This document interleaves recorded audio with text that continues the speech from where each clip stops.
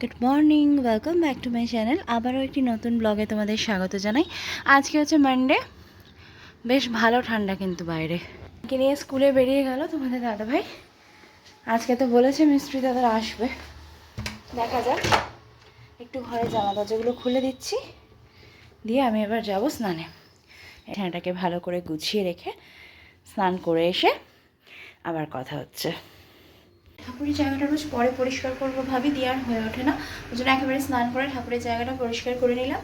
আর তোমাদের দাদাভাই মেয়েকে দিয়ে চলে গেছে ফলের বাজার করতে। তো আমি ভাবছি এখন আসছে না কেন, ফোন করলাম, বললাম এখন ফল কিনতে গেছি, দিয়ে আসছি। তো চাটা খেয়ে আমি এবার মাছের ঝোল বসাবো, সেই জন্য একটু তাড়াতাড়ি করে নিচ্ছি চাটা। এখনও তো আসেনি মিস্ত্রি দাদারা, বললো তো আসবে, দেখা যাক। কেননা এরা এলে তারপরে আবার ইলেকট্রিকের লাইন ফেলার একটা ব্যাপার আছে ঢালাই হওয়ার আগে, তো সেই জন্যই খুব দরকার। দুটো ফোন একসাথে চার্জে বসিয়ে গেছিলাম, এটাও ফুল চার্জ হয়ে গেছে, এটাও ফুল চার্জ হয়ে গেছে। তো দেখি ও আসুক, তারপরে দেখছি ব্রেকফাস্ট কি করব। আপাতত আমি চাটা করি, মা এলে দিয়ে পরে আমি মাছটা শুরু করে দিই। মশলা টশলা সব বেটে বুটে রেখে দিয়েছি, তা বসিয়ে দিয়েছি। এটা মায়ের আর ওর, আমি খাবো গ্রিন টি।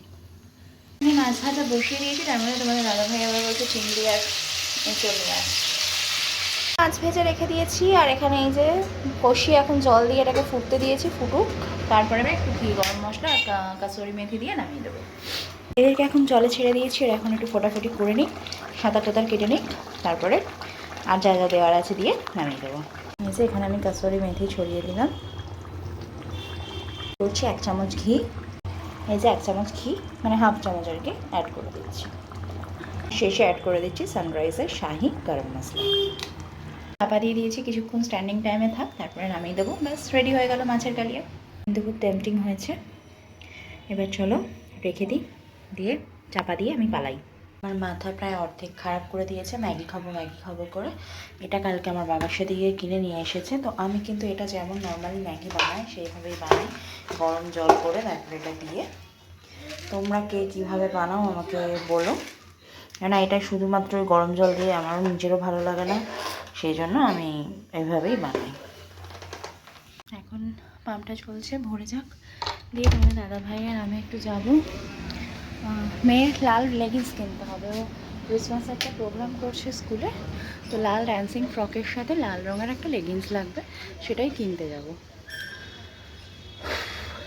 জলটা ভরুক, তারপরে আস্তে আস্তে রেডি হয়ে বেরোই। তাড়াতাড়ি যাবো, তাড়াতাড়ি চলে আসবো, কেননা ভালো যথেষ্ট ঠান্ডা আছে বাইরে।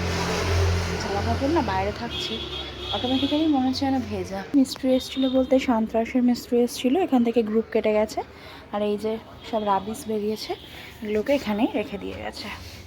কালার আসবে তারা সব নামাবে।